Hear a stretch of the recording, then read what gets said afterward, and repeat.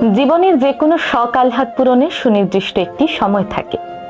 বয়স পেরিয়ে গেলে শখটা হয়তো পূরণ হয় ঠিকই, তবে সেই তৃপ্তিটা আর পাওয়া যায় না।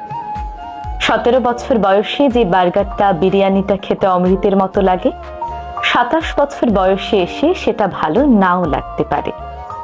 18 বছর বয়সে সমবয়সী কারোর সাথে শাড়ি পাঞ্জাবি পরে রিকশায় ঘুরতে যে আনন্দটা লাগে, 28 বছর বয়সে যে একই আনন্দ লাগবে তার কিন্তু কোনো গ্যারান্টি নেই। 19 বছর বয়সে বিশ্ববিদ্যালয়ের সেকেন্ড ইয়ারে বন্ধু বান্ধব সহ বান্দরবান ট্যুর দিলে যে মজা পাওয়া যায়, 29 বছর বয়সে এসে সেই মজাটা নাও পেতে পারেন। জীবনের ছোটখাটো শখ আহ্লাদগুলো ভীষণ দামি জিনিস। এই জিনিসগুলোই মানুষের হৃদয়কে জীবিত রাখে, সতেজ রাখে, প্রাণবন্ত রাখে।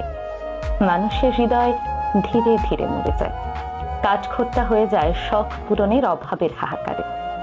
তাই সময় থাকতে থাকতেই জীবনের ছোটখাটো শখ আহ্লাদগুলো পূরণ করে ফেলা উচিত।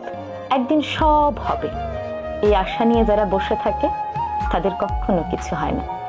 তাদের জীবন কাটে হতাশা আর বিষণ্ণতায়, আর শেষ হয় আফসোসে।